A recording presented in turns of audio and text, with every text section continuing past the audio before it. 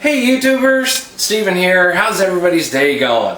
Well, today's brew day.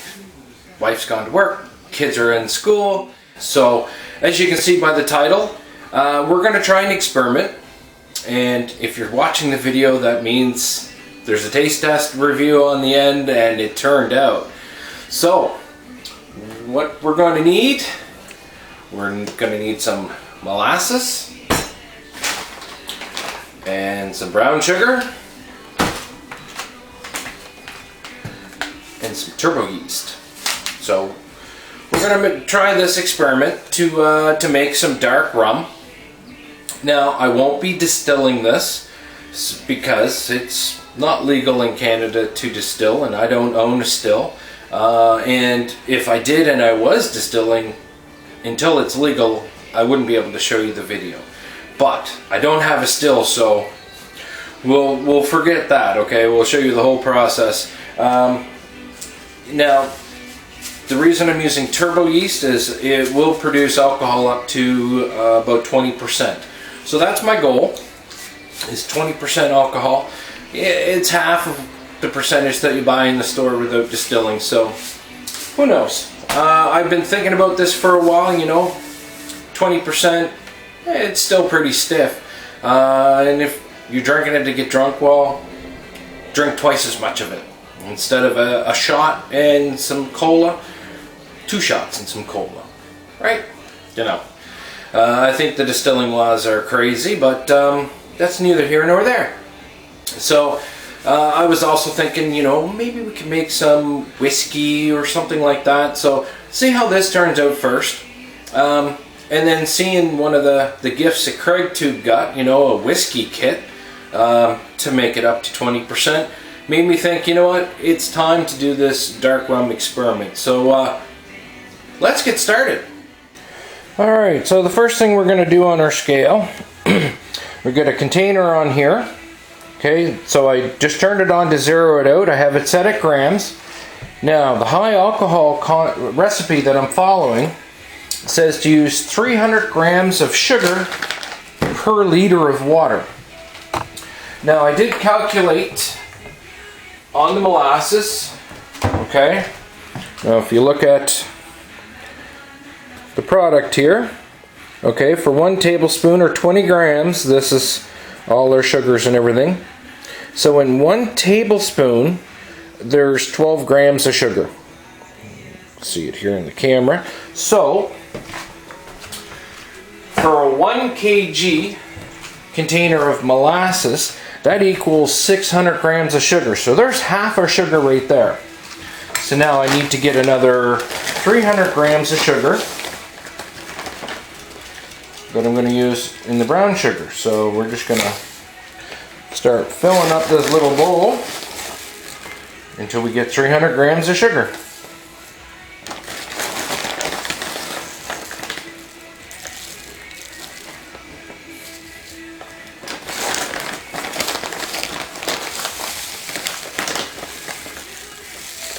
And hopefully I can do this without spilling it all over the counter.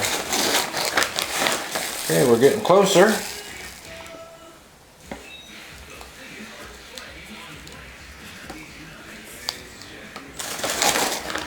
Almost there.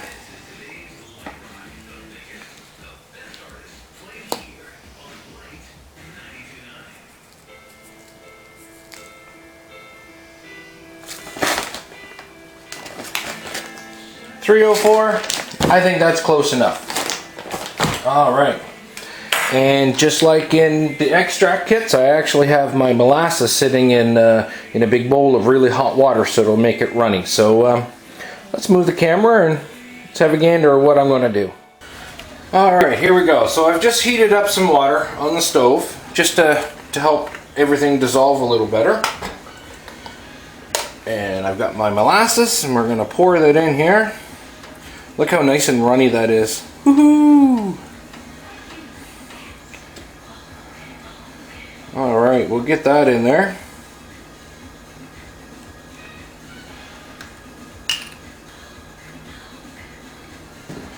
Maybe I'll add a little hot water to it. just so we get it all out. A little shake. And there's no preservatives in this molasses, so there's nothing to prevent it from fermenting out.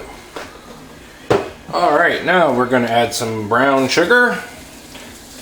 It's our 300 grams of brown sugar that we weighed out. And I'm just going to stir it in. I can turn off the heat now because I don't want it to get too hot.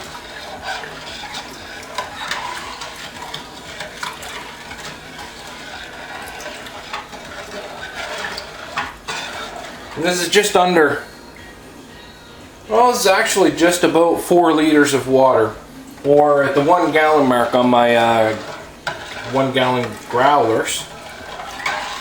So I just want to give this a stir. Just make sure everything is, all the sugar is dissolved and what have you.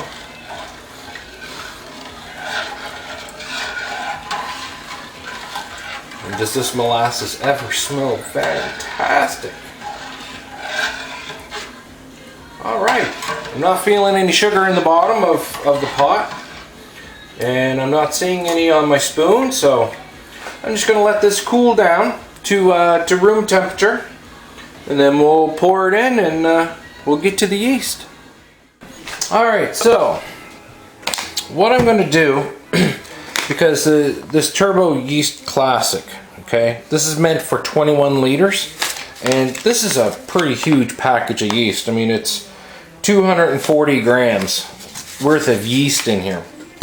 So since I'm only doing a 1 gallon batch, or just about 4 liters, I'm going to take a chance and actually just use 45 grams of yeast, because I really don't want to use all of this. I mean, it could come out to a really terrible end, if you will. So I'm going to measure out 45 grams of yeast, which is still a lot more than what you get in your yeast packets. And I'm really only using this for the alcohol that it can withstand. You know what? 47. Let's see if I can take a little bit out here. What do we got? 44. So close.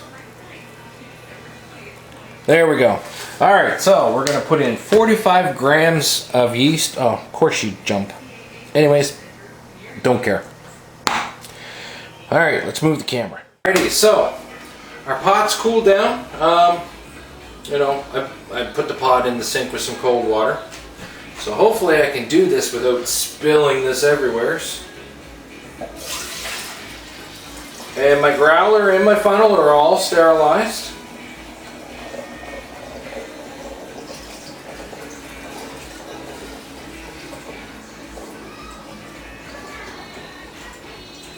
And away we go.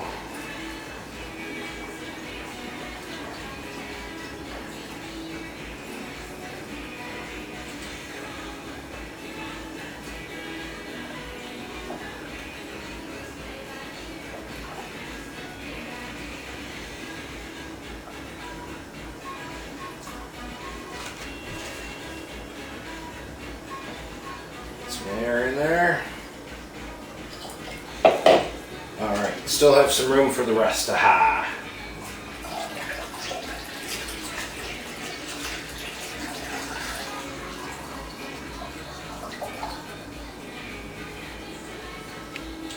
Alright, so we're pretty much at the 1 gallon mark. So now all I got to do is pitch my yeast, and I really don't want to use the funnel for that because it'll stick. So we'll pitch our yeast in here.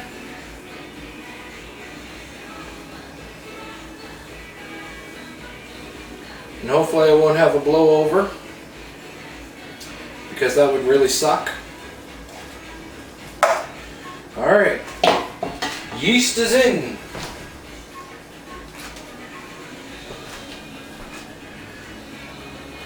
We'll get our rubber bond on here.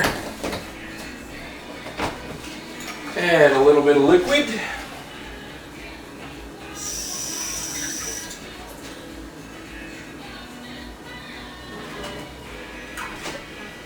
Alright, there we go. We're all set. Now we just got to wait for this all to start fermenting.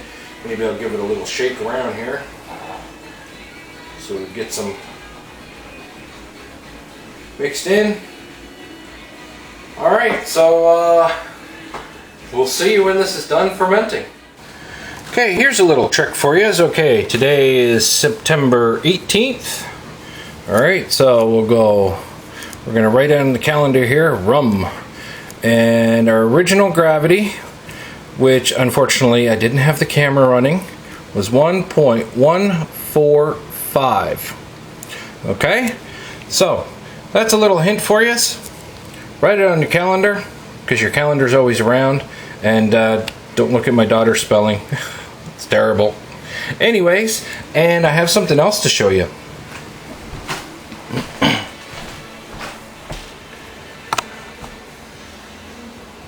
Yes, it's my bucket. Note to self, when using turbo yeast, it really foams up. The action is just unbelievable. So it's just starting to bubble now in the bucket. I grabbed the bucket, sanitized it right quick, and now it's on its way to ferment. Hey everybody, okay, we're back. Oh yeah. Here we go, dark rum experiment. We are sitting at, slightly turn this around, 1.010. So I wrote a little cheat sheet because I knew what the numbers were. I had checked this about a week and a half ago. It was at 1.010 or 1010. And I figured, you know what, I'm going to leave it a little while longer, see if it ferments out. But it hasn't. Hasn't fermented out anymore. But just look at the color of that. Isn't that a nice color? You can see my hydrometer in there. I'll lift it up a little higher. Beautiful amber color to it. Now, what I'm going to do is I'm going to transfer it into another 1 gallon growler. And I'm going to add potassium sorbate to it so that it'll kill off the yeast. I shouldn't really have to do that, but I'm thinking, you know, sometimes when you bulk prime, you know, the sugar going in with a little bit of yeast, it just really foams up really quick. Well, I enjoy my rum with Coke, and there's a lot of sugar in Coke, and I'm just visioning pouring in the Coke and it just foaming up like nothing. So you know what? It's not going to hurt anything by killing off the yeast. Alrighty, so I got it transferred out into our 1 gallon, and I've got some potassium sorbate here.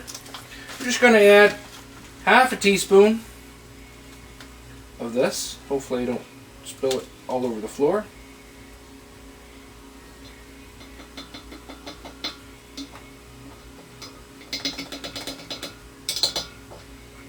Alright, there we go. Done. So we'll come back for the official taste testing with some Coke. Alright, time for the taste review. I'm going to cover up the label here, but I reused some bottles. Alright, so let's give her a pour here. Just put a little in there. It's got a nice color to it. Looks like, you know, your typically distilled rum, even though this is not distilled. This is just fermented out. Now, it came out about, I think it was 17.5%. It's got a nice little alcohol bite to it. If I was to redo this again, I'd probably use a little less molasses. Because when you distill it out, of course, you don't get that really strong molasses taste, but in all honesty, this is good. This is good, even straight up. But let's see what it tastes like in a can of pop, shall we? Because that's typically how everyone drinks, you know, their rum and coke, rum and Pepsi, rum and cola. So that's definitely a good shot.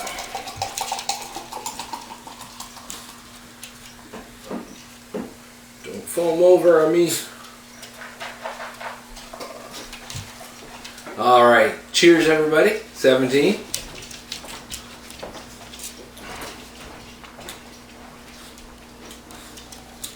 It's a little weak, you know, for what you would get in, you know, if it was distilled at 40%, but it still has that nice dark rum flavor to it.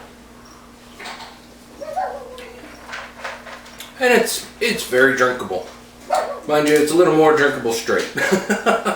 So there we have it.